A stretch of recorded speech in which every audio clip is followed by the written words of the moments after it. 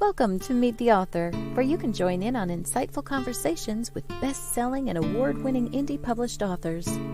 Your hosts today are Rob and Joan, who themselves are indie published authors, book publicists, and paranormal investigators with Tampa Bay Spirits, based in Tampa Bay, Florida.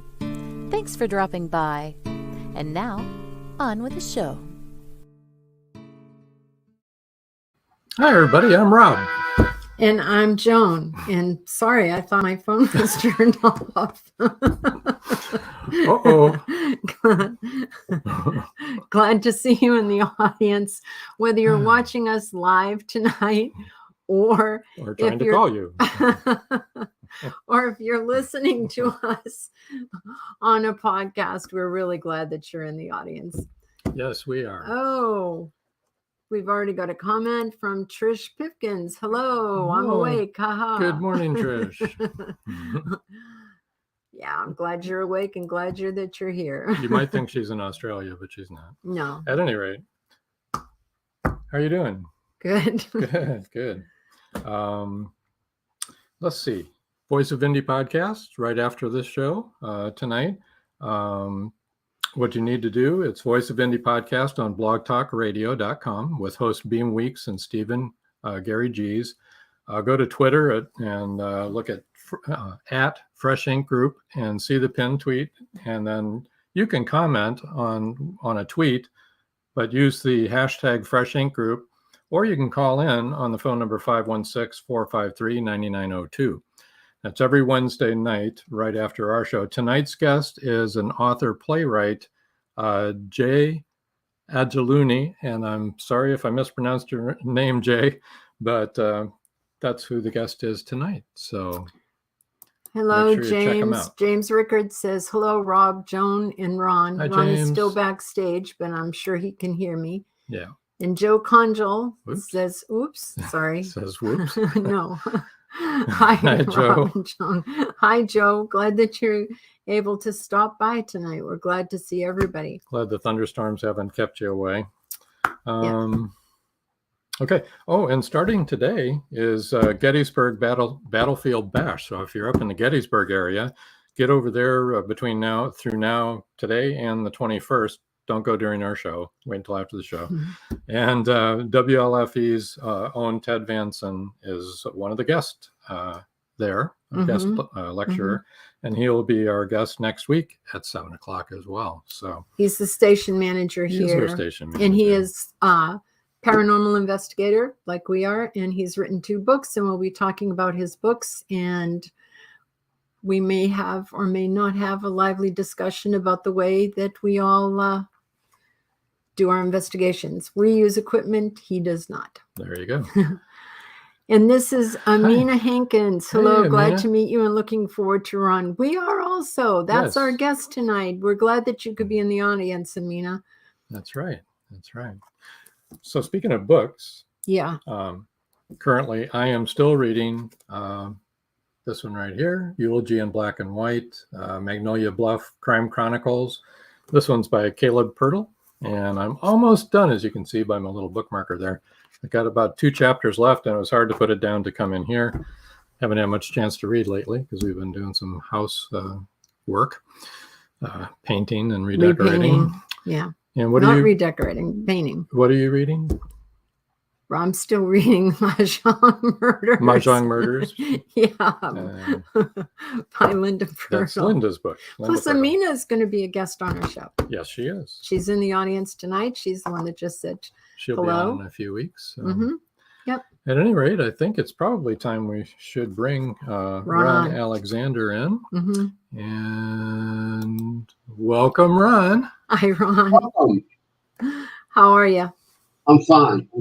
Thank you. Thank you for having me. Oh, yes, we're really happy to have you. Thanks for coming on the show and also sending Amina our way. And here she is in the audience. It's good for you to see a friendly face in the audience, isn't it? I bribed her. You bribed her. Oh my. Oh, look at it's Patricia Foy. She says, "Hi, Ron." Hello, Patricia. Did you bribe her too? Anybody that comes on the show that knows me, I had to bribe them. You had to, wow. You I don't believe you, Ron. No, because you didn't bribe us. Joe Pongel says, "I'm just wrapping up James's book." Oh, that's great. Well, you're that's a faster reader than I am. Gosh. Yeah, you won't know. You're 2 books ahead of me. How or when. I mean, that's an ominous title. And Patricia Foy said, "I made it. We're glad you did." That's right. Okay. Amina wants to make sure everybody knows that Ron just invited her. There was no bribe. We know that. So, Ron, people don't know you, but I think they would like to know you. So can you tell us a little bit about your background and how you got started writing? Well, I was born in Philadelphia, Pennsylvania. I won't say what year, but I was born there, and I grew up in North Philadelphia, in what's called the Strawberry Mansion area. My family at that time would probably be considered as middle class, because both my grandmother and my grandfather were gainfully employed, and so I enjoyed a lot of good things as a kid. I didn't want for anything. In regards to your other question, I started writing when I was 12 years old. And that's interesting. Well, it came about as a way of me surviving. I had a very bad problem speaking. I stuttered a lot. Oh. And that really made me afraid of talking with anyone, and so I decided, okay, well, if I can't talk, I can write. Oh, and that's how I started writing, and did a lot of reading, and wrote some short stories, and eventually moving, fast forward then, okay. My professional writing career began in a place called Amherst, Massachusetts. Oh. I became friends with Yolanda King, which was Martin Luther King's eldest daughter. And she was a theater major at Smith College. I went to see one of her plays. I decided to write a review. I submitted it to the local paper. They ran it and they paid me. And I said, okay, but this is how this works. So that started my professional writing career. And then over the years, I've worked as a journalist. I did a lot of work in Philadelphia for the longest continuously black newspaper in the United States, which is Philadelphia Tribune. And let's see, I was a book critic, I was a restaurant critic, I was a music critic, I was a theater critic.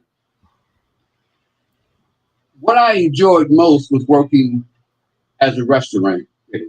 I knew you were going to say that. I got to eat. There you go. And I was always able to take a guest with me. So Awesome. this took care of my my dating, okay, because I could take out dates, okay, to eat with me, and it's not costing me nothing, and I'm getting paid for it, okay. So, but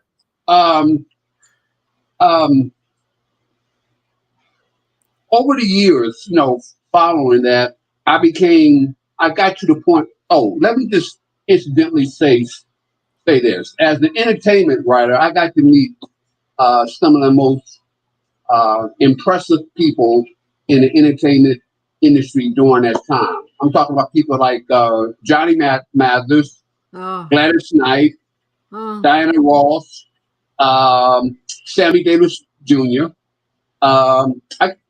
Grover Washington Jr. was one of my favorites because he was such a nice guy. He and Al Jarreau were two of the nicest people, and they were so friendly and they were so giving of their time with me. As a matter of fact, my article on Grover Washington is what really started my writing career in Philadelphia. I was the first journalist in Philadelphia to do an article on Grover when he first moved. That's wonderful. Moving forward, okay, after spending so many years writing about other people, I woke up one morning and I said, I'm tired of writing about other people. Maybe it's high time that I start writing about me. And as a result of that affirmation, I wrote my first book, which was the title of it is "Don't Tell Me What to Do," and it was a book that that's me on the cover. I was 5 years old when this picture was taken. You were a cute baby boy. Look at you. I may have been cute, okay, but I was hell on wheels. You were a pistol. I was a pistol. My grandmother used to always say that, that I was a piece of work. And she always used to tell a story about when I was 8 years old, I told her I wanted to live my own life. And, but I was a very outgoing kid. And, but I started to put together a book about my life, and it covers about 2 decades of my life, where I talk about the social influences on my life, the different things that I did. Some were good and some were bad, but I wanted to write a book about myself in which I took responsibility for myself. Was this in Don't Tell Me What to Do? Yes, Okay. yes. Incidentally, that I have to mention that my mother, she threatened to sue me. Oh my goodness. And she was serious. Okay. I believe you. But this was the type of book where I blamed no one for my life. Right. I took responsibility for my life. It wasn't a book that was written to be to have malice, to blame other people. Okay, I just simply told the story like any good reporter would do. It was a fun book to write, very insightful. One of the funnier sections in the book is I write about the time when I was sent down south to live with my great grandmother, and I remember watching her wring the neck of a chicken because that's how people in the South how they killed them. So she would wring the neck of this chicken. Yeah. The head would come off. Yeah. The chicken is running around the yard. Yeah. Like and a couple hours. Head cut off. Yeah. Yeah. And a couple hours later, she puts a plate in front of me, parts of the chicken, and I told her, I'm not eating that. Yeah.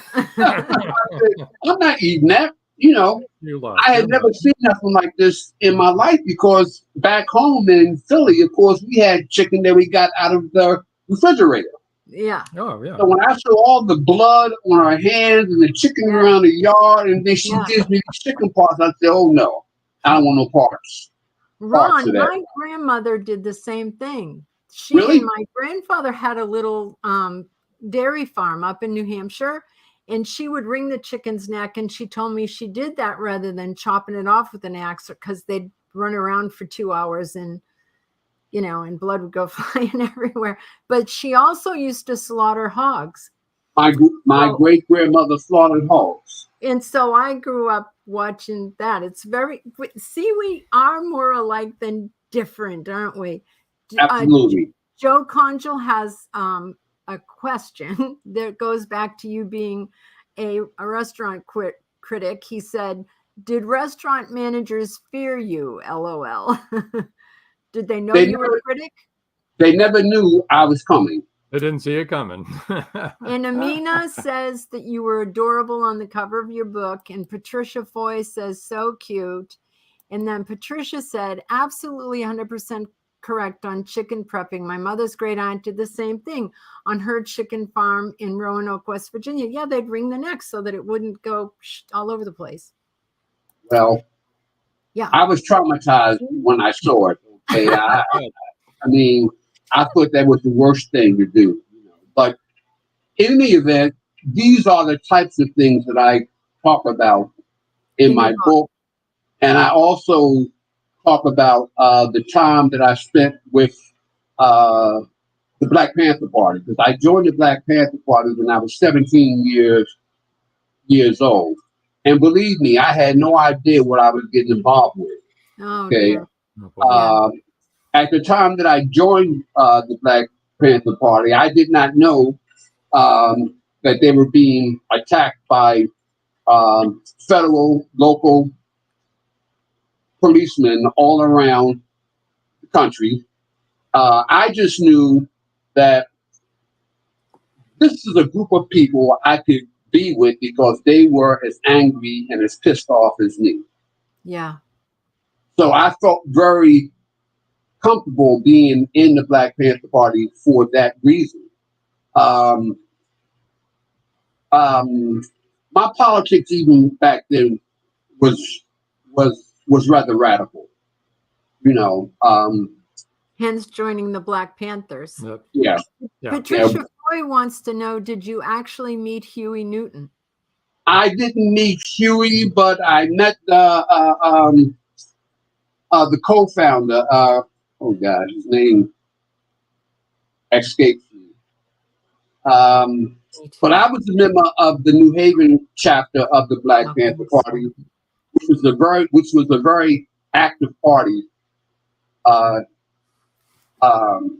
the Black Panther Party. And I should mention, okay, that what happened, which I had nothing to do with, but several members of the New Haven chapter of the Black Panther Party, they were arrested. Fortunately, I was not at the headquarters when this happened, but they were arrested and they were charged with bringing an informant from the state of New York back to Connecticut. He was tortured, he was killed, and his body was thrown into the river. And the name that I was trying to remember, who I did meet, was Bobby Seale. He was one of the Obviously, he was one of the I was co-founders. just gonna say, Bobby yeah. Seale was the co-founder. And he was one of the people that was arrested and charged with murder. But after this happened, I became totally disillusioned. I bet.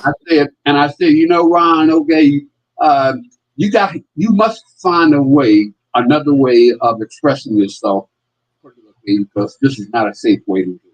Yeah. That was a good plan. Just a second. Joe Conchel says, I'm with Ron. I'd rather not know or think too hard about how that chicken gets to my plate. Exactly. And Chris Chrisman says, good evening, Rob and Joan. Hello, Ron. Hi, Chris. Hello, Chris. Okay, But- so Chris Chrisman also wants to know What year? what that year was Yeah. that, Ron? And Amina says, oh, yes, free Bobby buttons were everywhere. Yep. Yeah. What year was that? I would have to say it was in the 70s, Okay. around about 77 or 78. Oh, the late 70s. I'm telling my age now, okay? But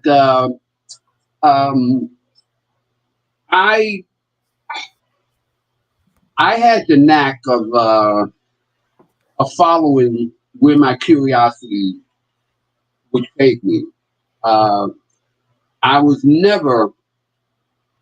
I had no fear of seeking out the truth, no matter where it would be, and I had no fear of expressing myself, even if it was politically incorrect. One thing that happened, which I would like to allude to real quick, is that the Black Panther Party was located in New Haven. I was living in New London, which is about an hour away. And when Huey Newton came up for an appeal, he was in jail. He was charged with murder. And Free Huey was all over the country. I planned a protest in Little New London, Connecticut. And I was able to convince some high school students to come out and be a part of the protest. Very dangerous thing for me to do, okay? But once again, I was naive, wasn't well informed, okay? And I remember that when I got back home to my aunt and uncle, the next morning, it was in the paper, and my uncle, who had served as the past president of the NAACP in New London, he hit the ceiling. Oh, I would have bet. He hit the ceiling, okay? And yeah. He called my father, and when he told me he had called my father and my father was coming to New London, I packed up and I left New London on the way back to Philly. So my father and I probably passed each other on 95. But what happened is when my father got to New London, he issued a public apology for what I did. Oh, my no. goodness. Oh. I was written off as being some misguided kid. Okay, I really didn't know what I was doing, which was not true, But and then it had nothing to do with his family. Family. Yeah. My family up there, they were very image conscious because my uncle was very well known and respected, and And NAACP. I mean, that was a whole different path that they were taking. Exactly. NAACP, Black Panther, that's like oil and water. Didn't mix. Wait just a minute. There's a few comments and questions, and we actually have to go to a commercial, but we'll get these. We'll talk about this. Chris Chrisman said it was still dangerous in the late 70s. Yes. And he also said, wow, not good about your uncle and your dad. And then Patricia has a question. Patricia Foy has a question. Is it true that the Black Panther Party was infiltrated by plants to help destroy them? Oh, I'm sure that's true, but I don't know. Was it? Absolutely. Yeah, I would think so. I mean, All over the country. the That government was- is still. Well, no, I won't say No. that. Never mind. Okay. All right. We need to break for a commercial. Don't go so anywhere, people. everybody This sit is tight, really exciting. and So we don't go will away. we will be back, and there is going to be a book giveaway later on here, and we need to hear about Ron's other 2 books and Yes. some more stories. Yeah, great stories. Stand- Amazing. Stand by. See you in a minute, guys. I'm blown away. They thought the siren was dead. In the novel Siren Song by author George Dismukes, James Harmon shot her twice. Several people saw her dead body sinking slowly into the abyss. But now, in Siren Song 2, evidence suggests that she may still be alive. She killed that boatload of people. It was her! And she's just getting started! And gee, that's impossible.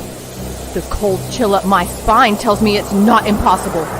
We've got to start all over again. And this time, do it right. Siren Song 2. The story continues. Available on Amazon, Barnes & Noble, and many other bookseller websites. Get your copy today. At Indie Book Source, you can shop by genre or by author, and you will be buying direct from the author's main purchase link. We offer hundreds of titles in formats that include ebooks, paperback, hardbound, and audiobook. Support an indie author. Visit indiebooksource.com today. Okay, listen, you've got to hear some of these comments. I love it. I love the audience tonight. Patricia Foy said, awesome. And Chris Chrisman said, 1973 American Indian Movement. I wore a shirt that said Custer had it coming. That's funny. That's great. That is great. And Patricia Foy said, really enjoying the podcast. Oh, that's We are good. too, Patricia. Yeah. I'm glad that you are. It's fun. And James Rickard says, what a story. And it's only part of it. Really, James, seriously. Hang in there. Well, you know, before we go on, Rob and Joan, there's something that I need to say. Okay. Sure. I used to think that the worst experience in my life was living as a Black man in America. But then I lost my girlfriend to ovarian cancer. And that's a good segue into my second book, which is Cherished Diamond, where I write about my relationship with this amazing woman. And I write about our love affair. And it's my idea of a love story. I don't want to give it away, but it is, it's a book that looks at what unconditional love is. And the book really brings out how much this woman loved me unconditionally. And then I was faced with her being diagnosed with ovarian cancer. And I had to put aside everything that was important to me to be there for her as she had been there for me. I was using drugs when she got sick. And in order for me to spend time with her in hospice, I had to stop using drugs, which I did. The book chronicles that relationship and how this story with this woman unfolded, and how through her death I learned what unconditional love is. I said I wouldn't get emotional, and I'm not, but you have to understand, okay, that for those out there in the audience that has experienced a loved one dying from cancer or from any other type of disease, going through hospice with the dying person is not easy. It's very, very hard. But as caring people, we try to be there. I had no idea what I was doing. All I knew was that I had to keep a clear head to go see her. And I did. So Cherished Diamond is my version of a love story. And believe me, I never thought in my wildest dreams that I would write a love story. Patricia Foy says, it's the ones we love and lose, or the ones who get away, that have the most impact on us. And Chris Chrisman says, love can change your life. And the loss is indescribable. Jill Conchel says, it's sad that sometimes it takes a tragedy in our life to truly understand what's important to us. And unconditional love is not something that everybody gets to experience. So you are really and You're truly blessed to have known such a precious woman. Yeah. And she was amazing. She was my perfect mate, and I used to joke with her before she died. I always used to tell her that that the probability would be that she would outlive me. Yeah. Because women tend to outlive men. Yeah. But the opposite happened.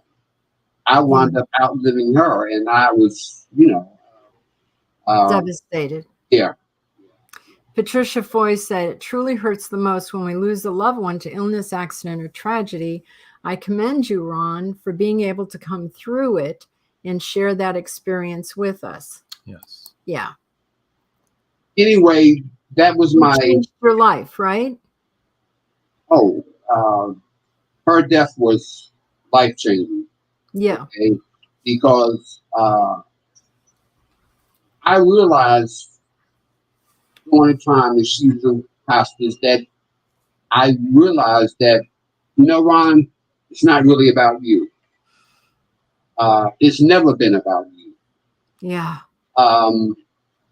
It's about the people that we love and care for. And her death took me out of being self-centered because I learned how to love and to give back. And as your callers have already stated, okay, sometimes it takes a tragedy for us to wake up.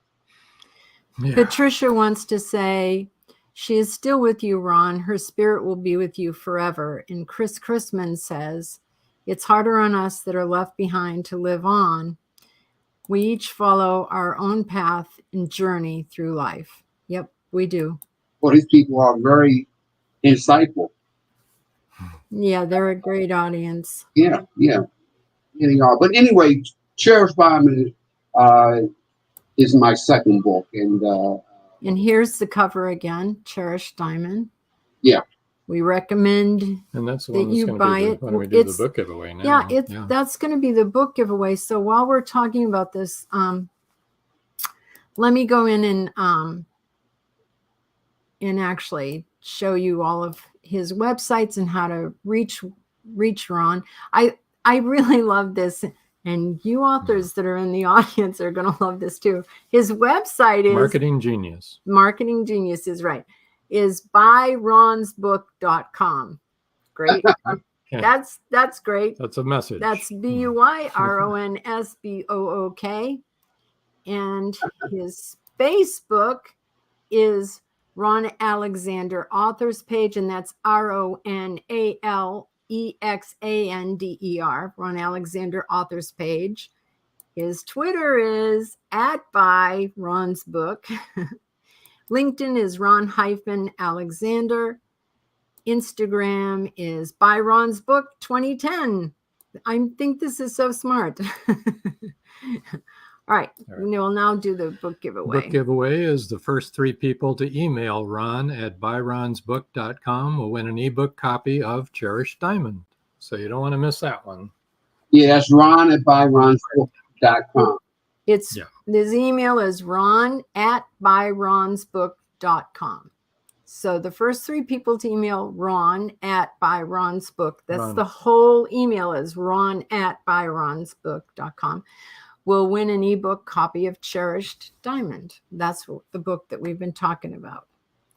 Joan, Yes, sir. I just have to mention that you have alluded to my marketing skills, and I previously did work for the McDonald's Corporation. I moved to Chicago. I went to work for a black advertising agency who had McDonald's as their account. Everything I learned about marketing, I learned from McDonald's. Ah. McDonald's is a marketing machine. There's no company better at marketing than the McDonald's Corporation. So are you going to send everybody a cheeseburger if they send you an email? I wish I could. But that was during a time of life, okay, where I was being really productive. This was before my addiction began, and I did a lot of things that I could have never imagined that I would be able to do. This little boy from North Philadelphia representing a company like McDonald's. That was incredible. People are commenting. After Chris Chrisman said, we each follow our own path journey through life. Amina said, beautiful. Joe Conjal says, love that. Talking about what you were saying. Chris Chrisman says, brilliant name for a website, right? Byron's book. I love it. Paul Hollis says, excellent site. By the way, Paul, I bought and Rob bought a Endangered Earthlings t-shirt. T-shirts, yeah. Watch next week. We'll be wearing them. Lonnie Becca Jones says, that is awesome. It really is. Joe Conjal said, oh, and this is true because you should have learned this at McDonald's. You can include a toy with every book sale. There you go. Exactly. And Patricia Foy says, that's genius, Ron. McDonald's are so successful with their ad campaigns. You learned the ropes. We see. Awesome. Well, I'm already getting some emails. Awesome. That's great. That's great. Oh, that's wonderful. It is. Come on, type up, people, or you're going to miss your chance. It's really this book really, really sounds awesome. Yeah, we're going to have to enter. Yep. There won't be any left. Cherished Diamond. And Rob, would you mind if I just I have to talk about the dark period in my life. yes, Yeah. I was going to ask you to explain to people that you're no longer addicted, but you need to explain to them what happened before that. Yeah, can we take a moment to get our last commercials out of the way? Sure. All right, Okay, we'll do our last commercials, and Yes. then you can Don't go anywhere. tell everything anybody. that you want. Don't worry, That's we'll let right. you get it all out. We've got all evening. And we actually. expect everybody to stay tuned so you can hear the whole thing. So here we go. See you in a minute. Many secrets are hidden within the darkness of the jungle. Behold, this one about a man, a woman, a black jaguar, and an ancient Maya legend. Two Faces of the Jaguar is a novel by George Dismukes that will take you deep into the jungle and capture your imagination until the last word. Two Faces of the Jaguar is book one of a trilogy. Two Faces of the Jaguar, where only the adventurous dare to read. Two Faces of the Jaguar, The Lost City, and The Jaguar's Quest are available on Amazon.com, Barnes & Noble, and many other bookseller websites. Two Faces of the Jaguar, the book people are talking about. Get your copy today.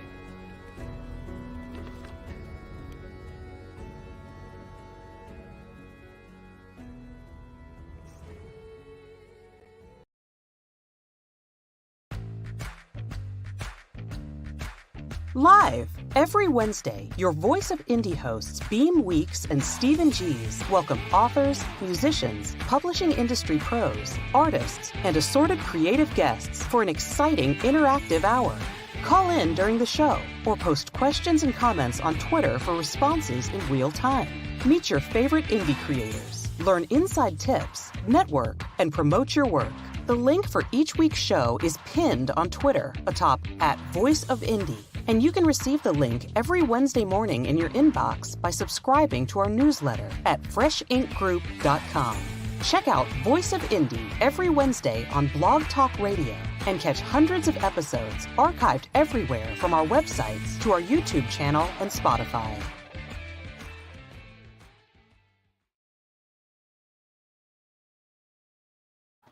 And we're back. Just a few more comments. Lonnie Becca Jones, and actually I think this is probably the Becca part of Lonnie Becca. Do you have a book you wrote about marketing? I would buy it. As a self-published author, I am learning marketing and always looking for tips. I can tell you, no, he didn't. Not yet, maybe. Patricia, that's an idea though, Ron. Patricia Foy says, Ron, as one author and artist to another, I would prefer to support you by purchasing the book. And Chris Chrisman says, it's nice to see another survivor, Ron. And then Patricia wants you to know she will do so soon. Okay, we got the comments out of the way. So go ahead. Why don't you share with everybody what you really need to share? Okay. My addiction to drugs began when I was 35 years old. And that's rather late in life. Yes. But everything about my childhood led me to that moment when I was 35 years old to start using cocaine. I was addicted for over 20 years. I was in and out of rehabs. I think I probably was in and out of at least 10 rehabs in the Philadelphia area. Nothing was working. I wasn't getting it. But I remember very well that my last time of using, and the last rehab I went into, I had lost about 15 pounds. I was thin as a rail. I was malnourished, and when I went into this rehab, I looked so bad that they gave me double portions of food, breakfast, lunch, and dinner, because I had lost that much weight. But my final trip into a rehab, a bell just went off in my head. A bell that said to me, Ron, you're done. I think it was the voice of God. My 20-year addiction to drugs ended, and it took me 20 years in an active addiction to get 20 years clean, if that makes sense. Yes. Yeah. Now, a lot of people probably don't understand what addiction is. And I have my own definition. Okay. Addiction is when I'm engaging in a substance or a behavior that has consequences, but I continue to do it anyway.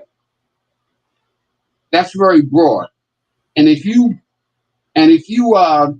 work from that definition, you would understand, okay, that addiction is more than drugs and alcohol. We all are capable of being addicted to something. Yes. Some of us can't stop eating. You Right. can't. You can't walk past the refrigerator. Some of us smoke. Some of us are addicted to sex. Some of us are addicted to work. So The only difference is that my addiction was life-threatening, whereas someone that has food addiction, well, that's life-threatening too. But, Oh, yes. but we all are capable of being addicted to something because we are human beings. I would have to say that the enlightenment that I have come to have was the result of my 20 years of being a drug addict. I would have liked to have been enlightened in a different way. I would have liked that I became enlightening and not had to endorse the pain of being a drug addict for 20 years, where I was homeless, I was jobless. Okay, life was a total wreck. Today, I must say that I am clean through the grace of God. I read the Bible and I read about the stories of the people that were delivered. Jesus delivered people from their sins. Jesus delivered the prophet Paul. Jesus he had a hard time with Jonah, but eventually, okay, he got Jonah out of the belly, okay, and Jonah went where God told him to go. So rather than me saying I'm in recovery, I like to say I have been delivered. Delivered. Amen. Yeah, you've had victory. Yes. Yes. Now, being delivered doesn't mean that this could never happen to me again. Nope. Being delivered means that I must stay in the grace of God to keep what He has given to me. And I do that in my own way. Okay. So I'm not saying that AA and NA are not important programs, because they are. Okay. But if anybody out there is familiar with AA, you would know that the 12 steps that we hear so much about AA, the 12 steps are actually based on biblical beliefs. Dr. Bob and Bill Wilson, when they wrote the 12 steps, they drew from the Holy Bible to write those steps. Right. And it's all about putting your trust in a higher power. Exactly. Exactly. Even with being clean for so many years, I still go to AA meetings because I have a great friendships with a lot of people that go to AA. And going to meetings is one way that I can ensure that I'm not isolating. Because I don't know about you people, but sometimes I like to isolate. I like to shut out the world. Well, isolation is bad for me. And the one way that I avoid it is by going to a meeting, because it gets me outside of myself and outside of the door. Which, you want to talk about my book? I'm going to bring it up right now because I was sure that that's where we were going. It's this one. Bulletproof Soul, Personal Essays. This is not out yet, but No. It should be soon, right? Yeah. Nice cover, by the way. It is available to be pre-ordered if someone would like to do that, and they would find it on my all right. website. But first, let me say that the title of the book I borrowed from the singer Sade. She recorded the song by the name of Bulletproof Soul. And when I listened to the song and when I thought about the title of it, I said,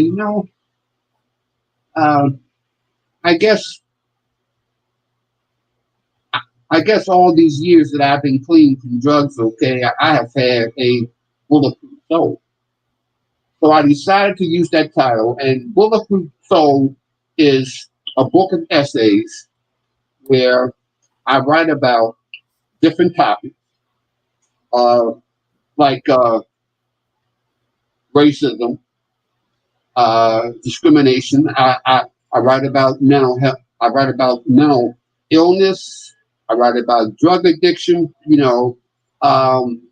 And I just felt that I could tell these stories better in essay form because it allows me to cover so many different areas in each essay. Right. So I've been struggling with it because one of the essays that I do write, I write about having learned that my father was a pedophile. Now, that's normally a taboo subject. Yes.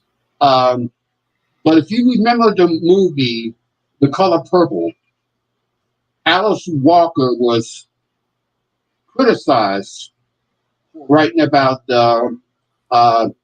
incest. She was blackballed really by such organizations as the NAACP because they thought it was so inappropriate for her to talk about a topic so openly that is a private topic among Black people in the South. So I write about when I learned my father was a pedophile.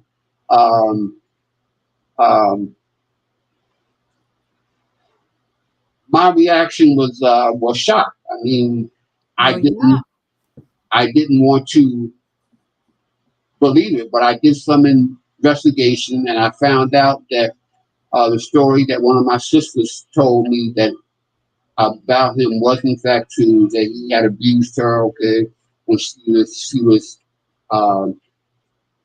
a teenager. So those are the types of essays that I have in my book, and I guess that's why I'm having such a hard time getting it done, because a lot of these essays are covering subjects that are very personal. And really hard to share. Trish Pipkin says, "Thank you for sharing your story. Your honesty and candidness helps others know there's the possibility of redemption." Amen. I believe in redemption. And Ron, that's why I titled this episode A Voice of Hope, because your story is a voice of hope, and I hope people can hear it. More people can hear it. Well, Rob, I know what it is to lose all hope that life has no meaning. I know what that feels like. When I tried to commit suicide when I was in my active addiction, okay, I had lost all hope, okay. I did not believe that it was possible for me to stop using crack cocaine, and I wanted to stop so badly that I thought that suicide was the only way that I would be able to stop. Well, fortunately, God didn't see it that way. I was obviously unsuccessful in trying to kill myself, and eventually I got on the right path, and I learned, okay, that redemption is possible. I was able to get delivered, and so today I'm living like everybody else. That's wonderful. I pay taxes like you and everybody else. I make the same decisions on a day-to-day basis. And it feels good to live a normal life, because for so long, my life was it was a wreck. And it's very difficult, as you mentioned earlier in your story, to be delivered, because so many addicts go through so many programs. And like you said, you'd been through 6 programs or something like that? I mean, 10 or more. 10 or more. Yeah. And then it took God speaking to you for you to be delivered. And right. Right. Patricia Foy said, God had a plan for you and all this, Ron. Your pain and disclosure is now helping many others. God bless you. Amen. Yeah. And I agree. And I agree with that. Lives touching other lives. That's for sure. Yeah.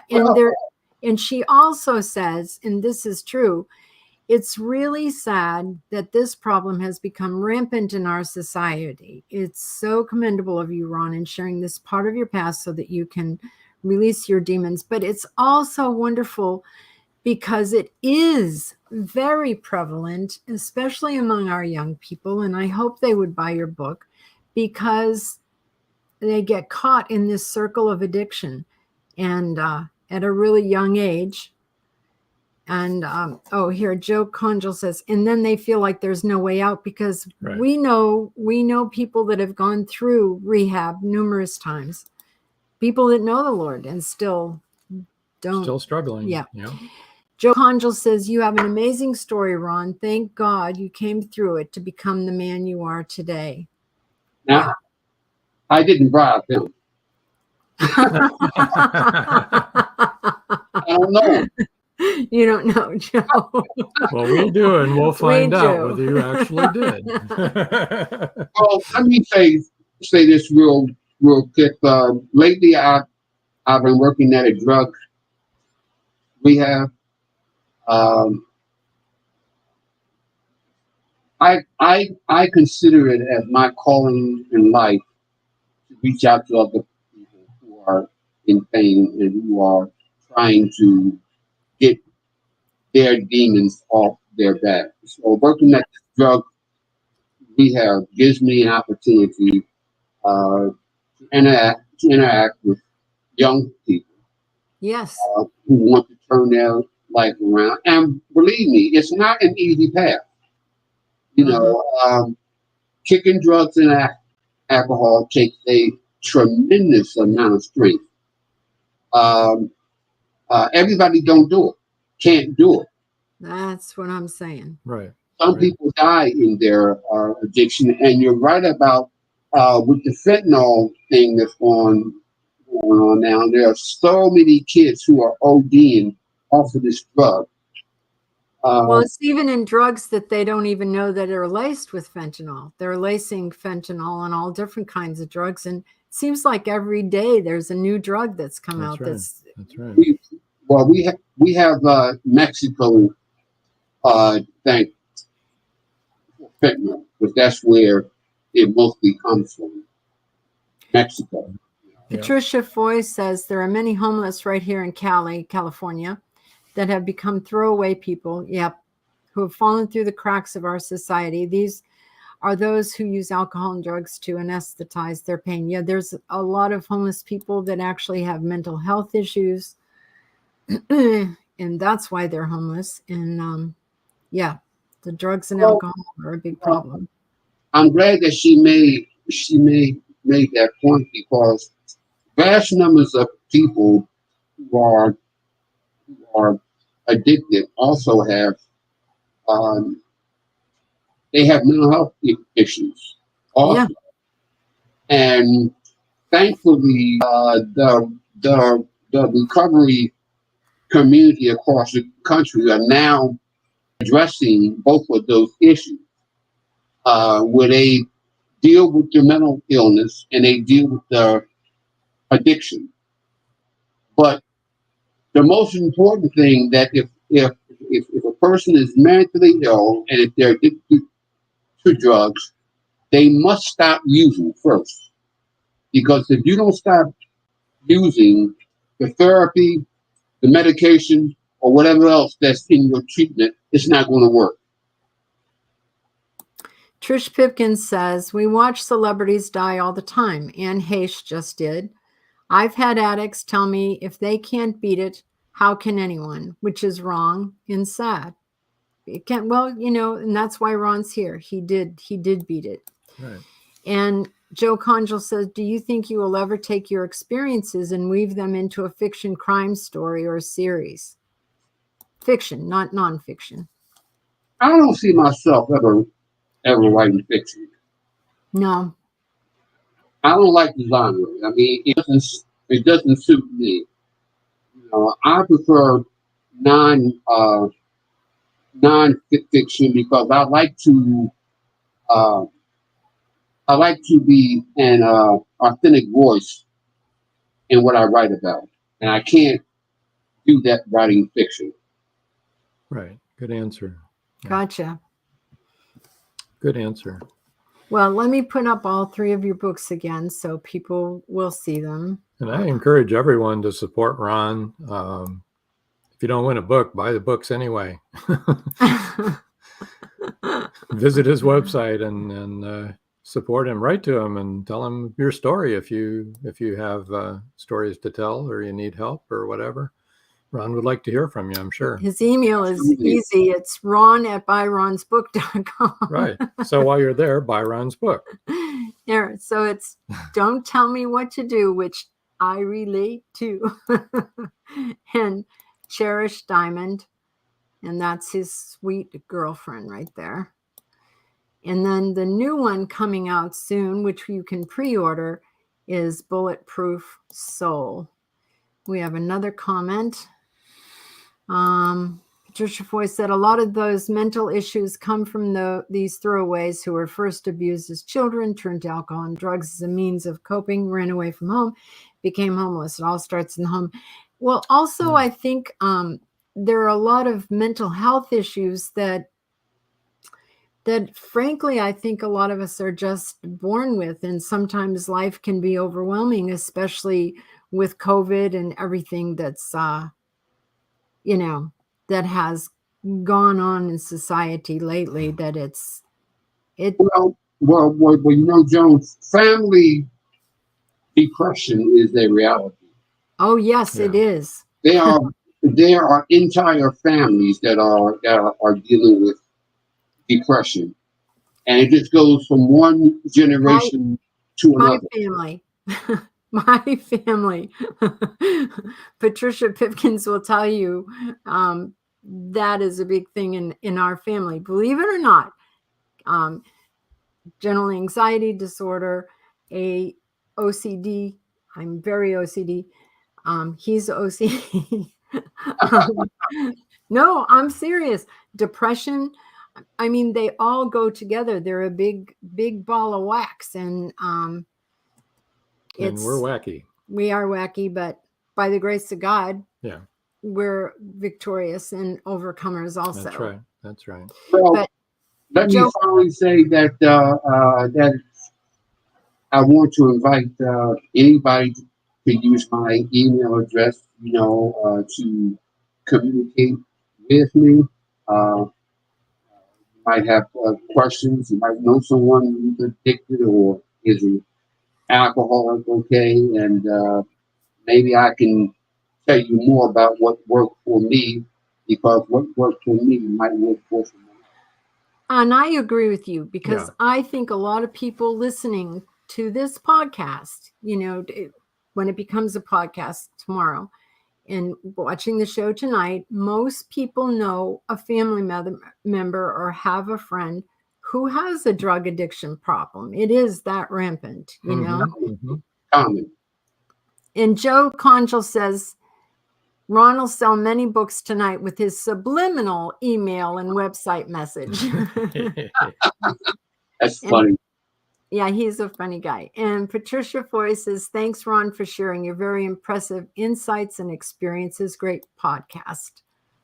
Well, the credit goes to you, Rob and Joan, because you guys do a great job, and I can feel and see the chemistry between you guys. You guys have great chemistry, and I applaud you for taking on this calling, I guess I can call it, to present indie authors to the world. So my appreciation goes out.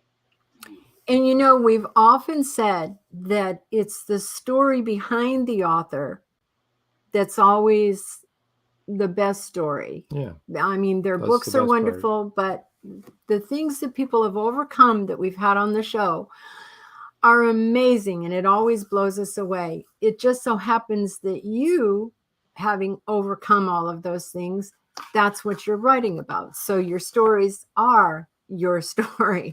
So that's one of the reasons why this is such a wonderful thing for us. Is we love all of our authors that have been on here, and they've all been amazing, and many of them are still overcoming really difficult things. It's just, Trish Pipkin says, thank you, Ron. The world is a better place with you in it. Absolutely. Right, Trish? Isn't that the truth? I know. Amen. Well, Robin, John, let me say that Amina, Yes. Angela Hankins is going to be on our show. She's going to be a very good guest. Oh, I know I know they will be. And Amina says, good night. I hope I win the latest book. Thanks. I hope you too, Amina. Yeah, we'll be talking to you soon. To Amina. Yeah. Well, thank you guys.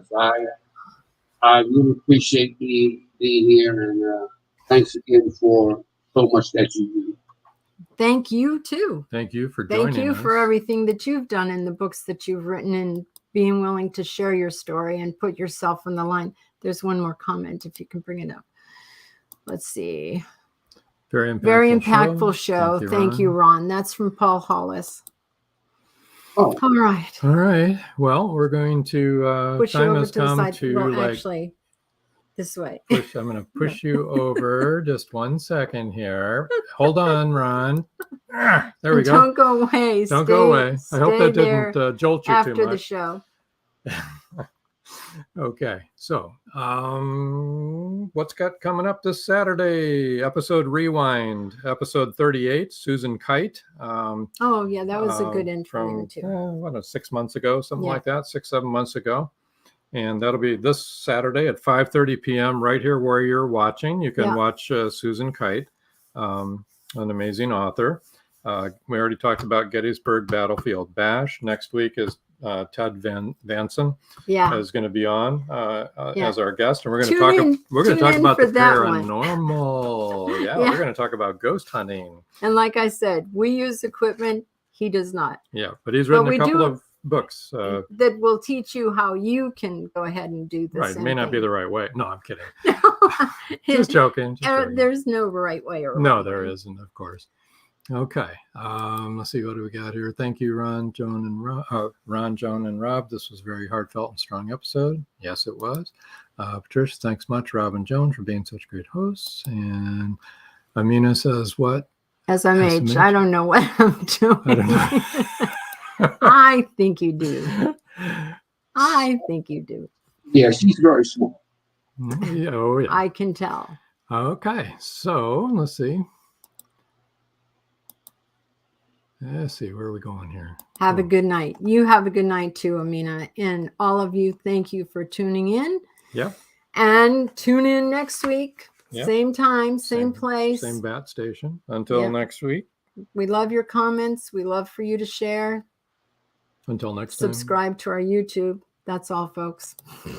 Thank you for joining us here on Meet the Author. Make sure you stay up to date with our show by clicking like, follow, and share. And you can find us on Spotify, iTunes, and more. See you next time on WLFE-DB.com.